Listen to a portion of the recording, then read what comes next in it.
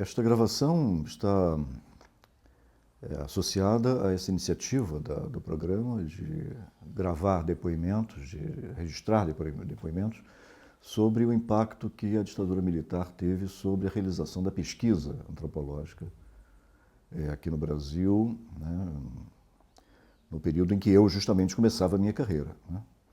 Eu entrei no Museu Nacional para fazer o mestrado em 1974 e comecei logo naquele ano a fazer pesquisa no bairro de Jurujuba, em Niterói, para a cadeira do Gilberto Velho, de Antropologia Urbana, e me interessei por uma série de aspectos que caracterizavam aquele bairro, muito peculiar, um bairro de pescadores, e comecei ainda no final do ano a fazer uma pesquisa mais sistemática.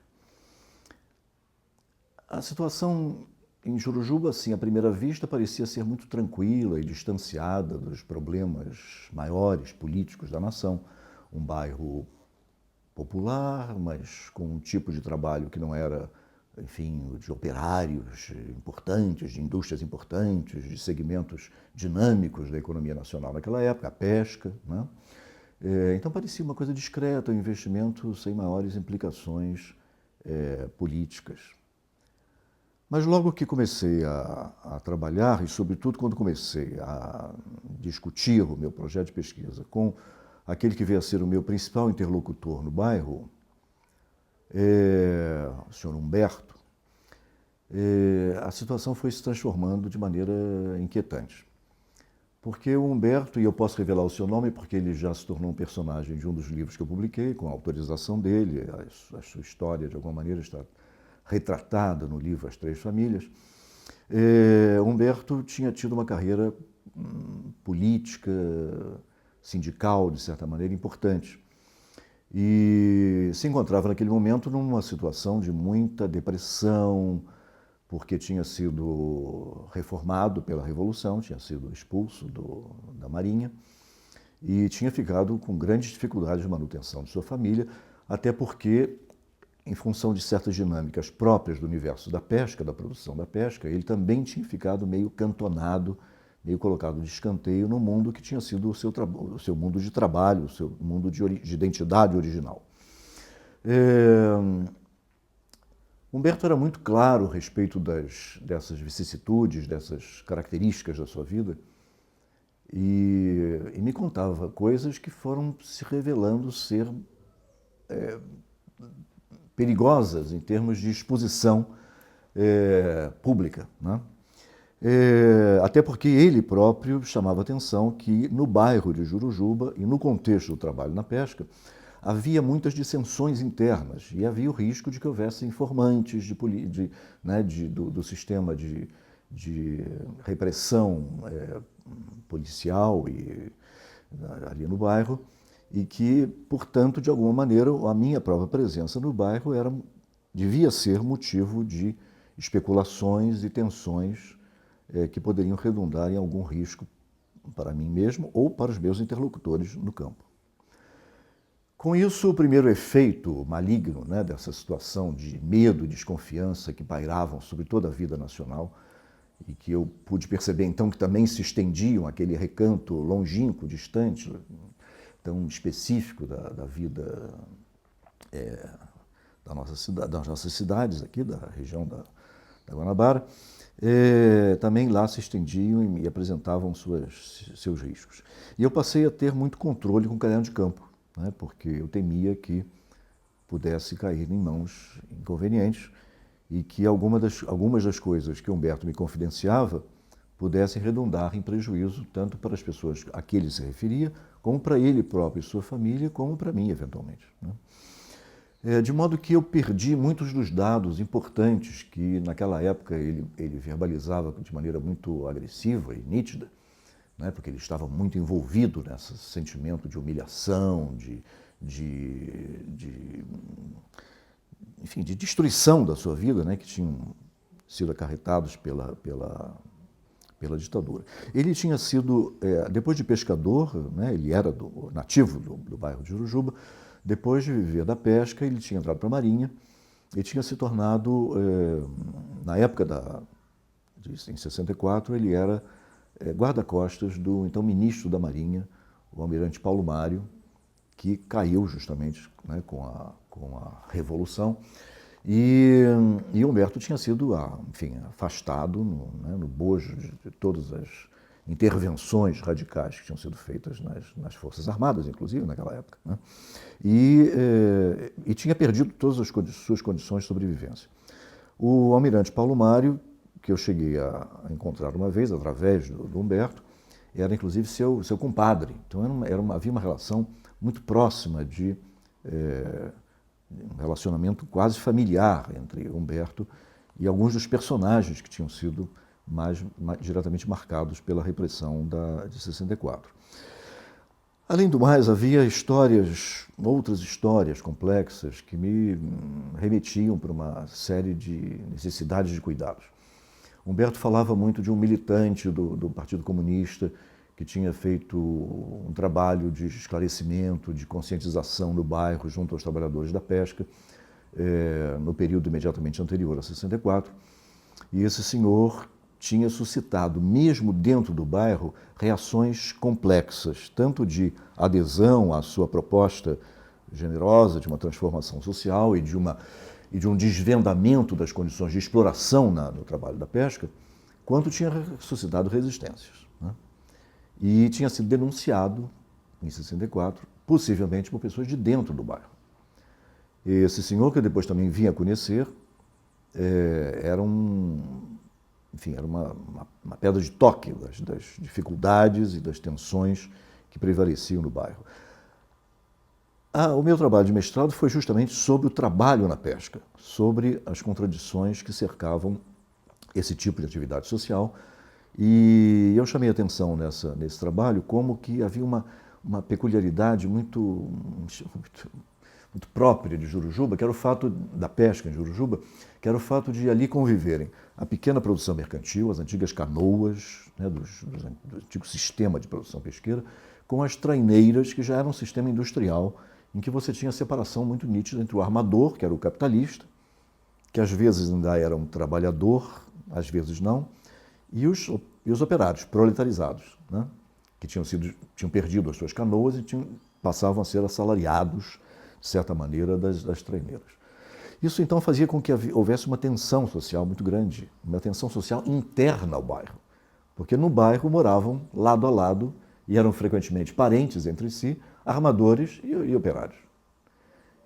E havia uma particular preocupação com os intermediários, né? Isso é um papel que é muito conhecido, né, nas estruturas de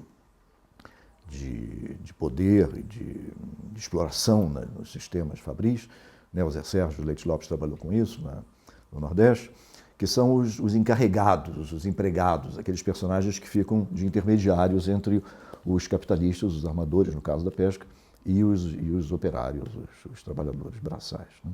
E que são pessoas ambíguas, que estão ao mesmo tempo, podem estar do lado do patrão, do lado do empregado, né? E isso em Jurujuba era muito marcante, muito claro, né? E eu tinha que lidar com essas pessoas ao mesmo tempo, né? Porque o meu trabalho de pesquisa era voltado para o trabalho, então eu tinha que frequentar as traineiras, eu tinha que sair nas canoas e nas traineiras, e para isso dependia da autorização dos patrões. Isso me tornava, de alguma maneira, também ambíguo e suspeito aos olhos dos trabalhadores, porque, afinal de contas, quem era aquele sujeito de fora que vinha assistir ao trabalho embarcado, né, no mar durante 15 dias no mar, esse tipo de coisa. De certa maneira, onerando a própria reprodução social deles, já que a minha alimentação era a alimentação do barco, e as despesas do barco eram descontadas dos seus salários. Enfim, isso aí entra uma série de outras cogitações, mas apenas para acentuar que a minha presença não era univocamente vista como segura pelos próprios trabalhadores, e eu não me sentia seguro em relação a uma série de moradores e interlocutores do bairro que podiam a qualquer momento, enfim, fazer com que o meu empreendimento ou o meu material de pesquisa caísse em mãos inadequadas, né? Tempos depois, quando voltei a trabalhar com Jurujuba e particularmente com a família de Humberto, as coisas tinham mudado, porque tinha havido a redemocratização, Humberto tinha sido reincorporado à Marinha, tinha sido, enfim, recebia então uma pensão que era considerável em termos do seu meio social, e a sua própria leitura a respeito da sua história tinha mudado completamente. Um famoso efeito antropológico, né, como Dom Tasso do Sidney Mendes, Humberto não me falava mais daquelas coisas que eu tinha deixado de anotar no caderno de campo, porque por medo, por preocupação, tanto em relação a ele quanto a mim. E eu nunca mais pude recuperar muitos dos aspectos, dos detalhes da história, das histórias que tinham sido relatadas naquele primeiro período, porque o meu interlocutor tinha mudado em função das mudanças sociais e políticas que tinham sido supervenientes ao longo desse período. Felizmente, né, porque isso representou, né, a redemocratização representou uma mudança radical nas condições de reprodução de muitas das pessoas, não só Humberto tinha sido afetado pela repressão no bairro de Jurujuba, mas muitos outros de seus colegas, e com isso eles tinham retomado as condições de gerenciar a sua vida de uma maneira digna, né? Mas, infelizmente, um resultado assim, tópico, microscópico, mas relevante para o modo como a pesquisa tinha se dado naquele campo, foi esse de impossibilitar o registro, né, a manutenção de registros, que, a meu ver, teriam sido muito importantes em termos de recuperação do modo como não só a pesca em Jurujuba e as contradições da pesca tinham se dado nos anos 60, como pelas condições específicas da repressão que tinha se abatido sobre o mundo da pesca e sobre o mundo da marinha, né, que eram mundos que mantinham entre si muitas ligações, muitas capilaridades em função da experiência do trabalho no mar, né. Humberto era também ex-combatente, né, tinha trabalhado nos comboios de defesa da costa brasileira na época da Segunda Grande Guerra. E boa parte da sua fúria contra a repressão que se tinha batido contra ele a partir de 64 se devia ao fato de não terem respeitado a sua condição de ex-combatente, né? Era uma coisa que era particularmente dolorosa para ele, não poder estar expondo em público, coisa que depois ele voltou a fazer com muito garbo e muito gosto, né, a ostentação das suas insígnias de ex-combatente, seu boné, suas medalhas, etc. A ambiguidade de que se cercava assim para ele, o pertencimento às Forças Armadas como uma coisa digna e as Forças Armadas como uma coisa indigna que o limitava, o tolhia, impedia a sua reprodução, foi uma das coisas mais incríveis que eu já assisti em termos de fenômeno social provocado pela experiência da ditadura militar, né? Quer dizer, ele tinha, no momento em que eu o conheci, ele estava no ponto máximo de um leque de posições de desespero e fúria contra os militares, né? Contra o governo militar que se tinha assenhoreado, né, da nação e das Forças Armadas. Quando eu o reencontrei, depois da sua reintegração, ele tinha podido recuperar a memória querida para ele da sua condição de ex-combatente e tinha voltado a se considerar um militar, né? Com gosto, né? E passou a participar das diversas atividades em que os ex-combatentes são representados, desfiles, 7 de setembro, etc. Isso foi uma coisa muito peculiar, sobre a qual, aliás, não escrevi até hoje, que era esse efeito específico sobre a representação do pertencimento às Forças Armadas nesse contexto, né? Pode ser que eu tenha tido excessivas precauções na época, no fato de não registrar tudo o que havia de interessante naqueles depoimentos nos meus cadernos de campo da época. Mas a verdade é que todos nós vivíamos num clima de muita preocupação, inclusive no Museu Nacional, né? Logo que eu entrei, pude perceber logo as tensões que havia dentro do museu e dentro do programa, inclusive, né? Havia uma colega de departamento, uma antropóloga biológica, de quem se suspeitava que fosse ligada de algum modo às forças de repressão, não se sabia muito bem o que poderia advir dali. E dentro do programa havia um colega de doutorado de quem se dizia que tinha denunciado alguns dos professores no massacre de Fix, né, quando foram aposentados diversos professores. Havia o marido de uma colega de doutorado da minha geração que era suspeito de ter, sob tortura, denunciado seus companheiros de militância. e ele se exilou, se autoexilou depois disso e viveu toda a vida no exterior. Enfim, mais do que, ou mais do que eu não, além de todos os eventos concretos de prisões, torturas, perseguições que ocorriam a cada momento naquele contexto, havia esse clima maligno de insinuação, de desconfiança, de medo entre nós, né? Assim como para Humberto isso aconteceu em relação à sua experiência das Forças Armadas, para nós mesmos na vida da academia, na vida cotidiana da academia em geral, da UFRJ, do museu e do programa, se insinuava do mesmo modo esse clima perverso, maligno, né? Eu também tinha, quando entrei para o programa em 74, para o mestrado, eu era funcionário da reitoria da universidade. E lá eu também tinha presenciado, tinha acompanhado, eu tinha entrado justamente na universidade em dezembro de 68. Ou seja, num momento absolutamente crítico. Eu me lembro de estar ainda no mês de teste, ter ido trabalhar no sábado com o subreitor a quem eu estava associado na época, o Dr. Paulo de Góes, no sábado em que o AI-5 foi divulgado, né? E as aposentadorias da UFRJ, e me lembro da angústia de algumas pessoas dentro da reitoria, né?